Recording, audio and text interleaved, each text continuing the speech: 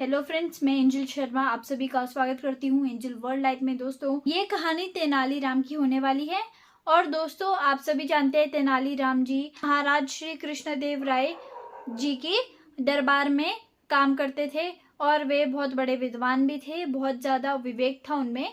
इसी वजह से आजकल के सारे ही लोग तेनालीराम जी को जानते हैं।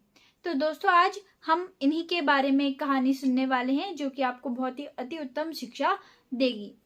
तो चलिए दोस्तों, शुरू करते हैं इस कहानी। अरब से एक व्यापारी घोड़े बेचने के लिए महाराज श्री कृष्ण देव राय जी के पास आते हैं और वे अपने घोड़ों का बखान करते रहते हैं जब तक कृष्ण देव राय जी उनके सारे घोड़े नहीं खरीद लेते।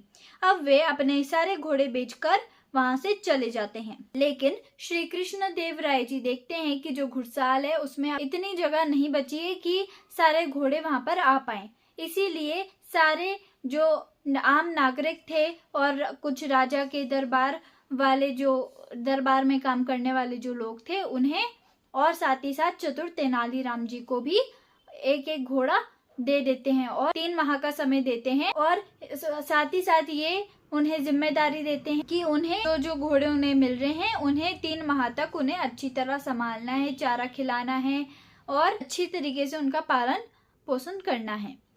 अब वे प्रति माह उनका जो चेकअप भी होता था, तो उसी के साथ साथ प्रति माह राजा जी सभी लोगों को एक एक सोने का सिक्का उस काम के लिए देते थे। जितने भी लोग थे, अब कुछ जो आम नागरिक थे उनके पास तो इतनी धन दौलत थी नहीं, तो वे खुद भूखा रह रह के उस घोड़े को ज्यादा अति उत्तम चारा खिलाने लगते हैं, क्योंकि उनके मन में ये भय था कि अगर महाराज जी को ये बात पसंद नहीं आई कि हम उन्हें कैसा चारा खिला रहे हैं या चारा अगर कम खिला रहे हैं, तो इसी वजह से वे भय के कारण कि उन्हें दंड ना मिल जाए, इस वजह से खुद भूखे रह रहे थे और उस घोड़े को अति उत्तम चारा खिला रहे थे। लेकिन दूसरी तरफ चतुर तेनालीराम जिस दिन घोड़े को अपने साथ लेके आते हैं, पीछे एक छोटी सी जगह होती है, घर के पीछे वाली जगह पे वो घुड़साल बना देते हैं और घोड़े को वहां पर बांध देते हैं। एक छोटी सी खिड़की वहां पर होती है और वहीं से वे उस घोड़े को थोड़ा थोड़ा सा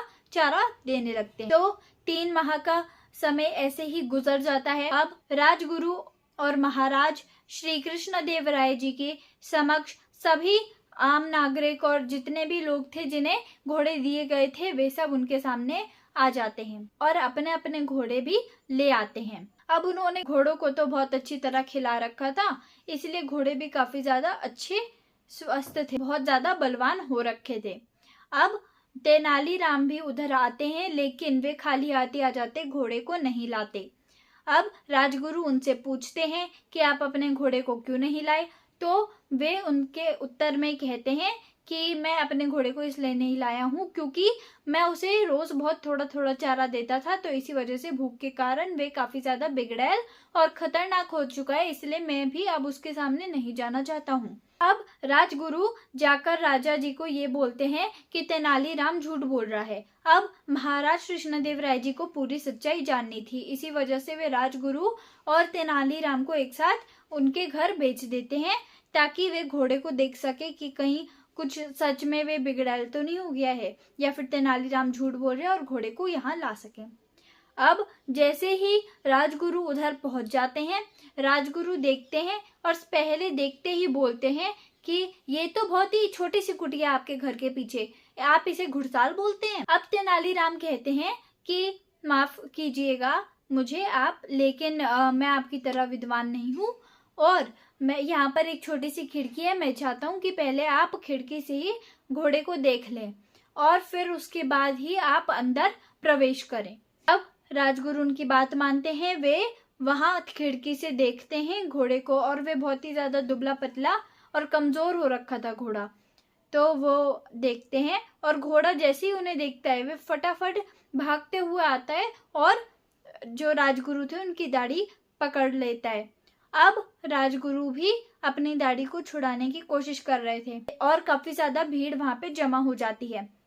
बहुत ज्यादा मुशक्कत के बाद वो घोड़ा था, उसे किसी तरह से पीछे करा जाता है कुटिया को तोड़ करके, और जो दाढ़ी थी उसे काट दिया जाता है।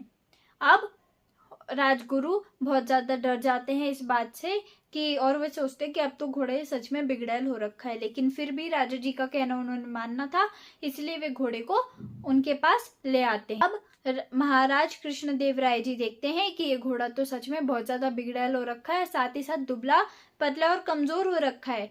तो कृष्णदेव राय जी तेनालीराम से पूछते हैं कि ये मैं क्या देख रहा हूँ, आप क्या इसे बिल्कुल चारा नहीं देते थे? तो तेनालीराम कहते हैं कि मैं राजा जी थोड़ा थोड़ा चारा उन्हें देता था, ज्यादा नहीं देता था। अब तेनालीराम राजा जी को समझाते हैं कि महाराज, आपको मैं ये बात समझाना चाहता था कि जैसे ये जो घोड़ा है, अब काफी सारे आम नागरिक हैं जिनके पास इतनी तनख्वाह नहीं होगी कि वे घोड़ों को भी पालन पोषण कर सके और अपने परिवार की जिम्मेदारियां भी उठा सके, इसलिए वे खुद भूखे रहते थे। अब आपके ये जो घोड़े हैं वे तो भले ही बलवान हो चुके हैं, लेकिन आप अपनी प्रजा को देखेंगे तो वे दुर्बल हो चुकी है और बहुत ज्यादा कमजोर हो चुकी है भूख और प्यास के कारण, क्योंकि वे खुद भूखे रहकर आपके घोड़ों को बलवान बना रहे थे अति उत्तम चारा खिला खिलाकर। अब जब राजा ये बात सुनते हैं तो उन्हें भी बुरा लगता है। अब तेनालीराम कहते हैं कि एक राजा का कर्तव्य अपनी प्रजा की रक्षा करना होता है, उनके ऊपर और जिम्मेदारियां डालना नहीं, और उन्हें अपनी प्रजा का ध्यान भी रखना चाहिए। अब ये बात महाराज समझ जाते हैं, वे तेनालीराम की काफी प्रशंसा करते हैं और उन्हें इनाम भी देते हैं। अब दोस्तों, हमें इस कहानी से क्या सीखने को मिलता है? हमें ये बात सीखने को मिलती है कि कई बार आप खुद में स्वार्थी हो जाते हो, आप सिर्फ अपना मतलब देखते हो। आपको ऐसा नहीं करना चाहिए। अगर आपको अपने फायदे के लिए अगर किसी और को मजबूर कर रहे हो या फिर उन्हें परेशान कर रहे हो और उन्हें कोई परेशानी उठानी पड़ रही है आपकी वजह से, तो आपको ऐसा नहीं करना चाहिए।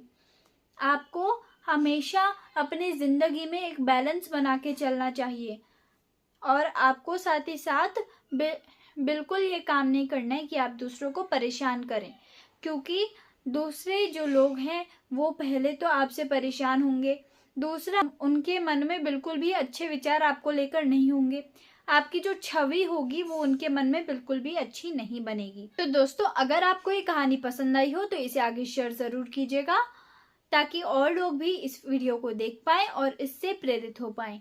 बाकी दोस्तों, अगर आपने इस चैनल को अभी तक सब्सक्राइब नहीं किया है तो इस चैनल को फटाफट से सब्सक्राइब कर ले, ताकि आगे और ऐसे वीडियोस जब मैं लेके आऊं तो आप उनसे प्रेरित हो पाएं और उन्हें देख पाएं। Thank you.